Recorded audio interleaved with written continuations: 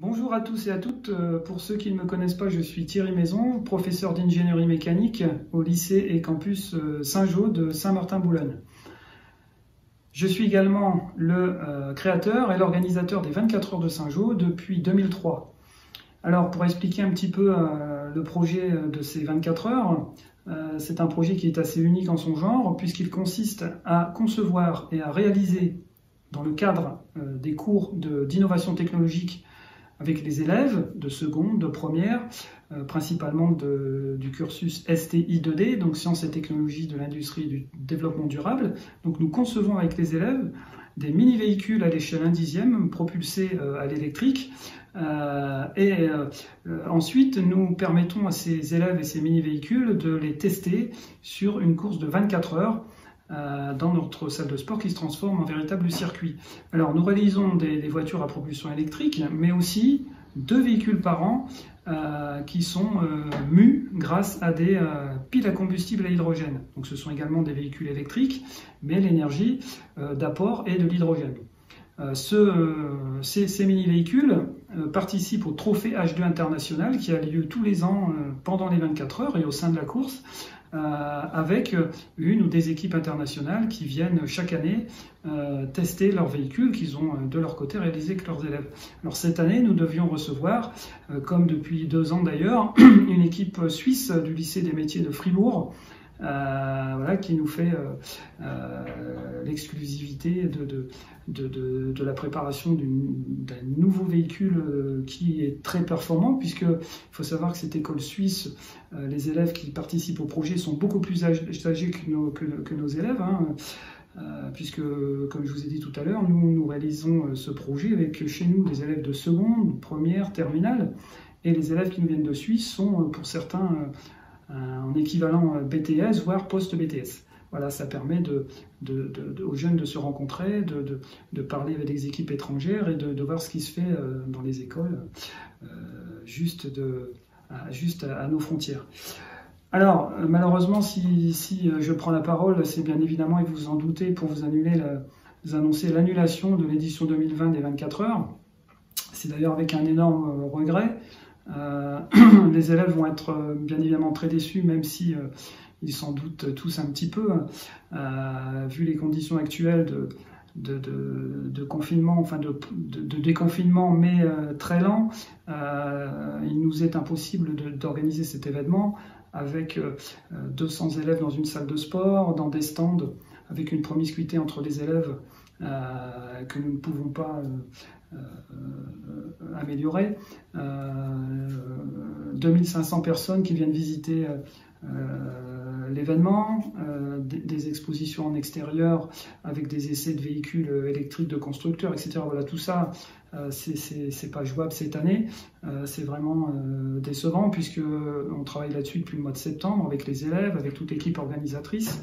On vous avait préparé cette année encore une superbe édition des 24 heures.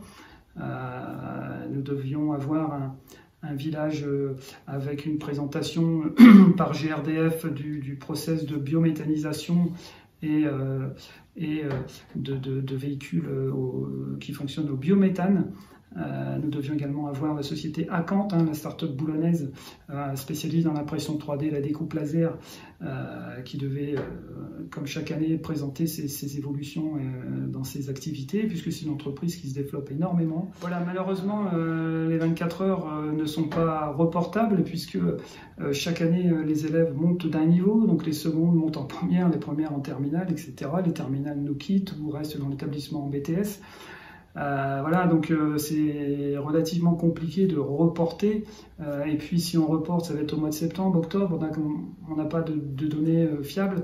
Et puis on ne peut pas se permettre d'abîmer ou de casser les voitures au mois d'octobre et de recommencer le projet pour être prêt au mois de juin. Le laps de temps serait beaucoup trop court. Donc voilà, cette année, ce sera une année sans. C'est vraiment dommage puisqu'on est vraiment dessus depuis le mois de septembre. Les élèves ont été super motivés jusqu'au confinement.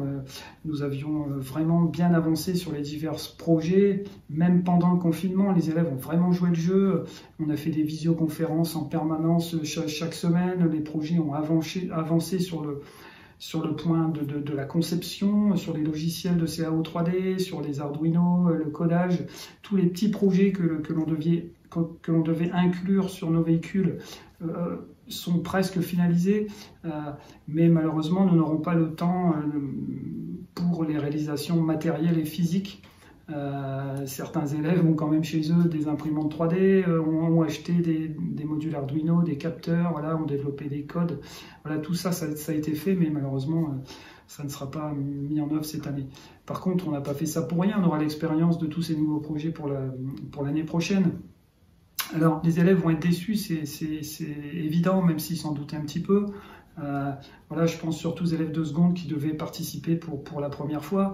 Bon, c'est pas grave, ils vont passer en première et participeront l'année prochaine. Et puis après, on a les terminales. Les terminales, certains vont nous quitter. On avait des élèves super motivés en terminale STI 2D qui nous préparaient un superbe véhicule bourré de technologie. Eh bien, certains resteront à l'établissement, d'autres vont partir, mais on essaiera quand même de les réinviter à l'année prochaine pour qu'on puisse refaire l'équipe qui n'a pas pu se faire cette année. Voilà. Je voudrais remercier vraiment tous les élèves qui ont joué le jeu. Voilà, même s'il n'y avait plus d'enjeux sur cette fin d'année, ils se sont quand même tous allés jusqu'au bout de leur projet. Ils vont nous proposer de superbes diaporamas qu'on essaiera de faire passer lorsqu'on pourra les retrouver, j'espère, courant juin. Je voudrais remercier également tous les partenaires que les élèves sont allés démarcher, également tous les partenaires institutionnels. Je voudrais également remercier la région Hauts-de-France, et en particulier Madame Manuelle Martin, qui avait pris le rôle cette année de marraine. Manuelle Martin est vice-présidente région Hauts-de-France chargée des lycées et de l'orientation. La région nous suit et nous finance depuis 2 ans au travers de subventions, et nous les en remercions énormément.